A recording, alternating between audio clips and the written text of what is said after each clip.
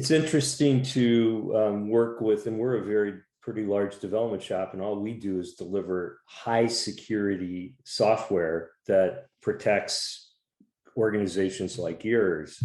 And so it's interesting to take developers from the mindset of, I've got to get this done fast, to I've got to get this done fast, secure. Actually, we created a new word, fast, secure.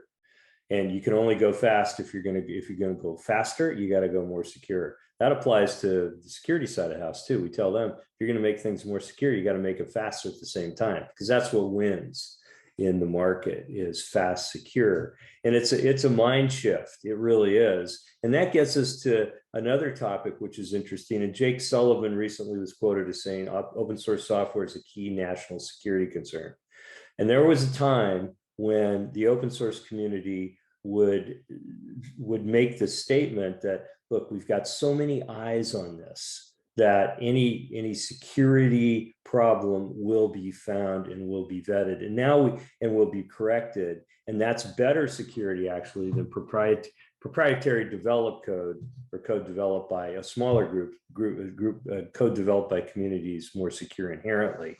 And we found that there's all kinds of ways to circumvent any kinds of controls and poison things. And what role does open source software play in USPTO and the work you're doing cloud native? Sure. The one thing I can say is log4j, right? It was wide open for years and nobody used it. So just because you think it's secure, oh, don't worry, tried and true, tested over time.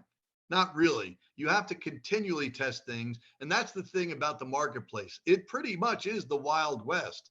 So buyer beware, but at the same time, there's no reason to start from scratch. That's why the open source can be used. I mean, of course we use it. We're really much a Linux shop, and Windows, of course. But in using that Linux, we're out there in the open source community. We're trying to make sure that it's secured. We don't just take it for what it's worth, like, oh, that's tried and true. No, we're always going to question that. We're always going to try to put something on top of that to ensure security and ensure functionality, right? We're not going to assume that everything is hunky-dory just because it comes from the community. So it's trust but verify. So when you bring open source software in, then what I hear you saying is you will validate the safety, the security, you will run it through some tests, and then you will either sign it and say, this has been approved and authorized, we can use it now in production, or not. Is that the process you're following or getting ready to follow? Yeah, that's exactly right. That's our intention. In fact, we're putting it in some of our contracts too. We're accepting code from other places that may not be as reliable. Open source is one, right? So we'll put in a diff or a checksum to ensure that it's there and get the certification from the issuing authority. And so because of that, we're trying to make it contractual, trying to put it in the SLAs such that our suppliers, supply chain risk assessment, right? They know that they're on the hook to verify and validate that that's good code.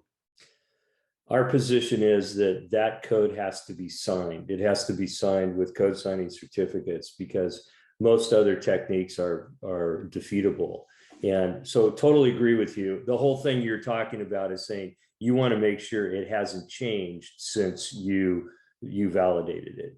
And amen. That's really, really important. And I think there's going to be a whole different world that we're going to work in the not too distant future, where every time a piece of code is run, and code is machines in one language, because everything's virtual today. So, everything is a machine of sorts.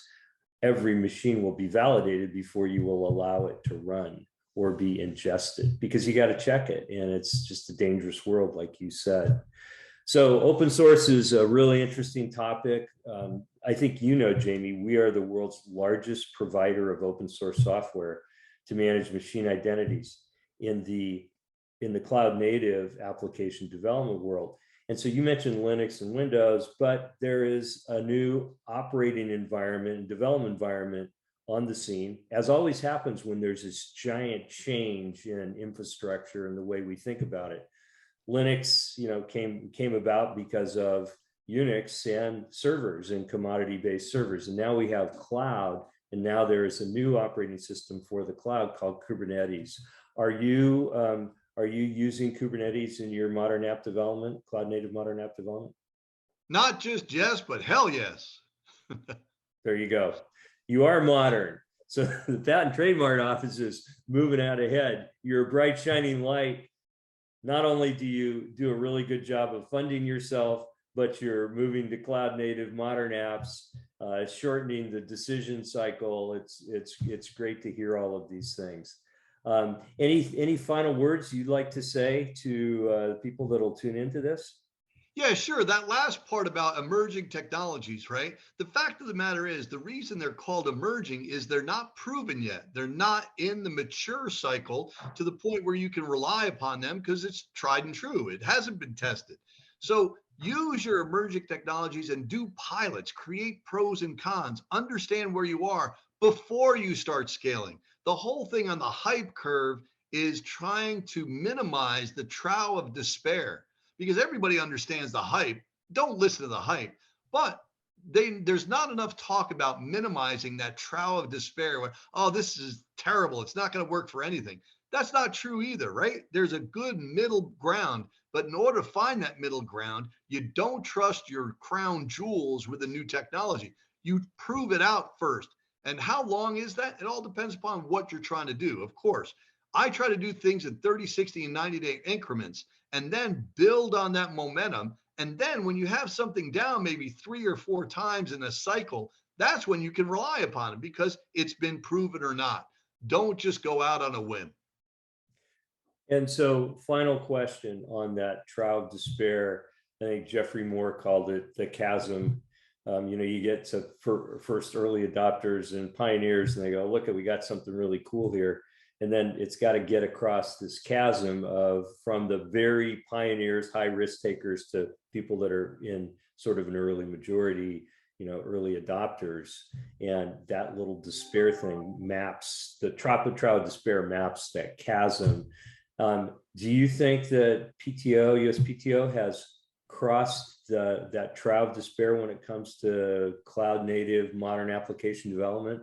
Are you on the way to operational systems being delivered now for around the crown jewels? Yes, exactly right. We're over that chasm because we've got the process to show what applications truly do fit and work in the cloud. And those that don't, we're keeping inside the data center. So we're not stupid. We're not going to refactor everything, but we'll let those data center applications, those old client server things, what we're relying on, will allow them to die a natural, nice death. And they'll be taken over by the new innovation, right? They will outlast all of us. I've been around long enough to hear at least 4 epochal changes during those changes predict the death of legacy. And for the most part, it gets wrapped. It's sedimentary layers, right? We build on the shoulders of what's been done before. Never has anybody ever figured out how to go fund the complete, utter, final replacement of that, because you just wrap it and it's better and you just contain it, right? You don't do anything new in it. So hopefully we will live to see the end of it, but I don't know. It'll be interesting to see in this. I don't know either, but I will say that if you're a developer and you know COBOL, you could work for the IRS for the rest of your life. So anyway. That's fantastic. Hey, Jamie, it's always good talking to you. Thank you for taking the time today.